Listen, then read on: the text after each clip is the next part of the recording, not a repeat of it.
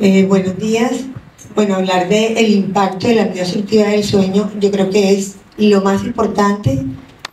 Eso no quiere decir que las otras charlas no tengan importancia, pero es lo más importante, un poco como para situarnos en lo que es la apnea obstructiva del sueño. La apnea obstructiva del sueño no es solo el diagnóstico de apnea obstructiva, no es solo el niño que ronca, sino a lo que lleva realmente la apnea obstructiva del sueño.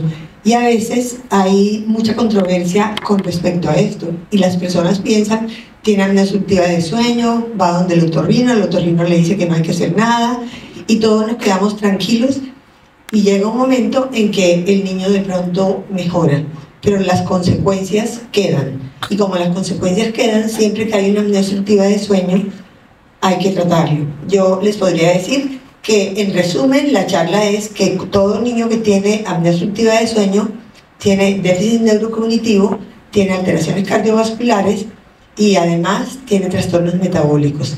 Y eso se ha demostrado mundialmente, incluyéndonos nosotros en nuestro equipo.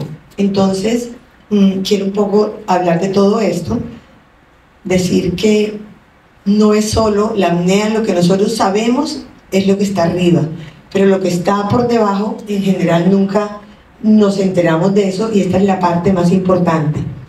Ahora, desde años atrás, desde 1998, se comenzó a hablar de lo que era la apnea obstructiva de sueño y cómo la gente que tenía apnea obstructiva de sueño, no sé por qué, se pensaba que era gente lenta y que los niños eran más lentos y que tenían, entre comillas, cara de estúpidos. Eso era un poco lo que realmente se decía en ese momento. Después de esto, muchos estudios se comenzaron a hacer acerca de la apnea obstructiva de sueño y lo que implicaba la apnea obstructiva de sueño. Sin embargo, a pesar de todos estos estudios que son infinitos, nosotros, los pediatras, no le hemos dado la importancia que se le debe dar. Yo les podría mostrar todos los estudios que hay y que son estudios antiguos, no es una cosa de nosotros ahora. ¿Por qué pasa eso? Porque hay una serie de alteraciones que produce la apnea de sueño. ¿Y qué es lo que produce? O sea, la hipoxia intermitente. Estos son estudios hechos con resonancia, donde se cogieron pacientes que tenían apnea obstructiva de sueño y controles. Y lo que encontraron en esos pacientes era que había alteraciones tanto en sustancia gris como en sustancia blanca, y como en unos sitios había aumento de volumen y en otros disminución de volumen, que implicaba en algunos un daño directo y en los otros tener inflamación. Y eso un poco está correlacionado con toda la parte de alteraciones neurocognitivas. Otros estudios han demostrado lo mismo, aplicando además cuestionarios y diferenciando los pacientes que tienen apnea obstructiva leve, moderada, severa, encontrando también alteraciones tanto en sustancia gris como en sustancia blanca en los niños que tienen apnea obstructiva de sueño.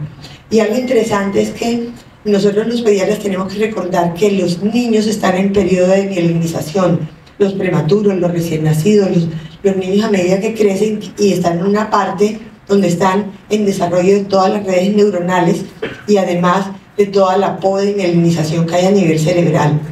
Este es un estudio que fue hecho con entropía, y lo que demostraron era cómo estos niños tenían unas redes neuronales que estaban alteradas, y cuando hacían los estudios polisonográficos y los comparaban, encontraban que habían en las redes, había una alteración en N1, N2 y durante el sueño REM, y que esto tiene repercusiones en toda la parte también neurocognitiva. O sea que si uno se pone a ver todos estos estudios que muestran lo que realmente tienen los niños con apnea obstructiva de sueño, piensa que las consecuencias son bastante grandes.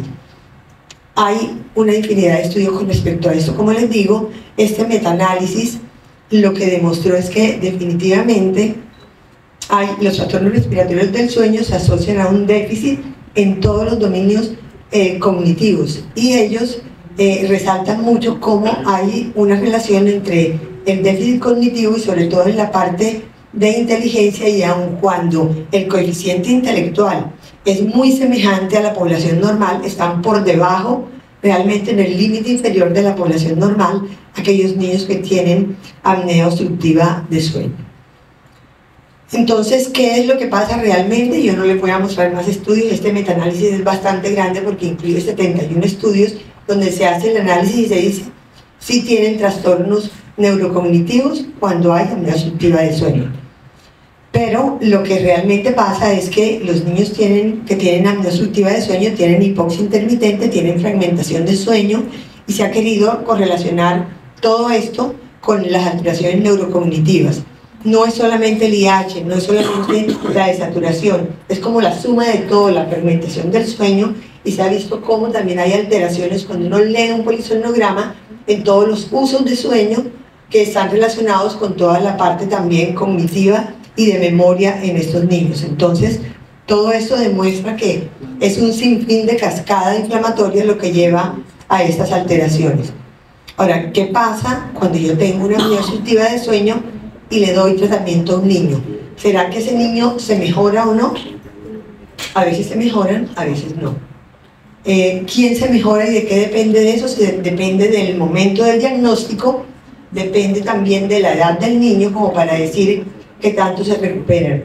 Y lo que demuestran los estudios es que hay unos niños que definitivamente se recuperan totalmente y tienen una recuperación y son iguales a los niños que no han tenido apnea de sueño.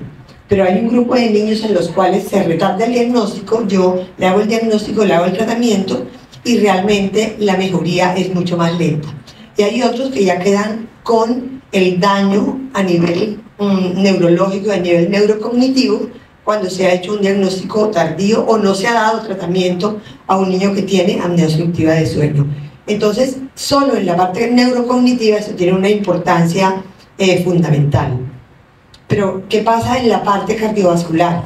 En la parte cardiovascular hay una parte que es como que uno nunca la ve, porque es como el inicio de lo que está pasando. Ninguno de nosotros sabe cuándo comienza el daño endotelial. Entonces, ¿será que los niños tienen también daño endotelial? Si uno ve toda esta cascada, sabe que los niños que tienen apnea obstructiva de sueño tienen hipoxia, tienen reoxigenación, hipercapnia, y eso los lleva a un estrés oxidativo que los lleva a todo esto que ustedes están viendo ahí, que es remodelación del ventrículo derecho, aumento de la presión del ventrículo derecho, aterogénesis, aumento de la resistencia vascular, hipertensión y remodelación del ventrículo izquierdo. ¿Por qué decimos esto? ¿Y será que los niños pueden tener, un niño sano puede tener arterias enfermas por dentro? Pues sí las puede tener, si tiene apnea obstructiva de sueño. Y este es un estudio donde se cogieron niños que tenían apnea obstructiva de sueño con o sin obesidad. Acuérdense que la obesidad también es un factor de riesgo para alteración endotelial. Entonces, cuando se tomaban niños sin apnea obstructiva y sin obesidad, no tenían alteraciones a nivel endotelial. Cuando se tomaban niños que tenían apnea obstructiva sin obesidad, el 20% tenían alteraciones endoteliales, y si tenían los dos factores, pues el porcentaje se aumentaba mucho más. Este es otro estudio que demuestra lo mismo. Midieron la disfunción endotelial por tonometría arterial y lo que veían era el índice de hiperemia reactiva que mide la disfunción endotelial. Y lo que encontraron es que este índice de hiperemia reactiva es mucho menor en aquellos niños que tienen apnea obstructiva de sueño.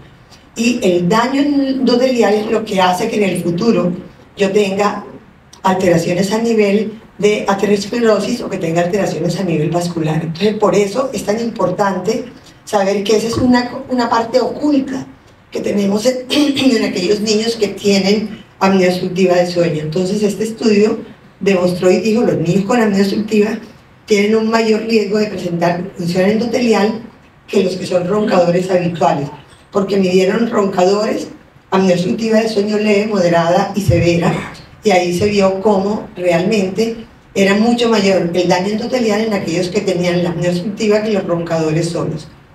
Nosotros también hemos hecho estudios midiendo los niveles de biomarcadores, y este estudio está ya sometido para publicación, y lo que encontramos es que los niños con apnea obstructiva de sueño también tenían unas alteraciones. Encontramos algo innovador, y era que el niño que tenía apnea obstructiva de sueño, cuando lo comparábamos con los normales, tenían un aumento del proBNP. Acuérdense que ese es un marcador de alteración cardiovascular. Entonces, esto no es que los estudios en otros países demuestren que hay una alteración a nivel cardiovascular. Aquí en Colombia también lo vemos demostrado. Pero, ¿qué pasa también con las alteraciones ecocardiográficas? Pues los niños que tienen apnea obstructiva de sueño también tienen alteraciones ecocardiográficas, y este estudio tomó pacientes con apnea obstructiva y los que no tenían apnea obstructiva, y encontraron que el grosor del ventrículo interventricular era mucho mayor en aquellos pacientes que tenían apnea obstructiva que los que no lo tenían, y que la dimensión del ventrículo derecho también estaba alterada.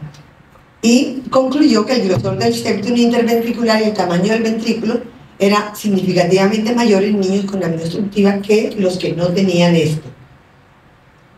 La remodelación apoya el anterior estudio y dice no solamente es el ventrículo izquierdo, el ventrículo y el grosor, sino que también hay unas alteraciones a nivel de función, y a nivel de funciones que encontraron alteraciones en la fracción de eyección del ventrículo derecho, encontraron un índice del volumen que también estaba alterado, y lo anterior también lo encontraron, que era un septum interventricular que estaba aumentado, y concluyeron que realmente la apnea obstructiva pues es un factor de riesgo independiente para la disfunción subclínica tanto del ventrículo derecho como del ventrículo izquierdo.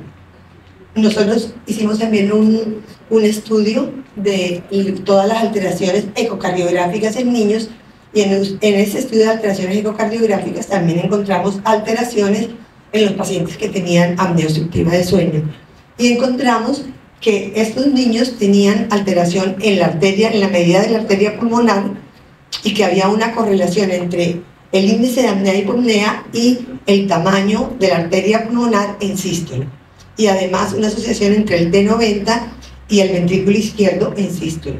O sea que todas estas alteraciones son evidentes y nosotros como pediatras debemos tenerlas en cuenta. ¿Qué pasa con hipertensión arterial, que de pronto es más cercana a nosotros, y la hipertensión pulmonar?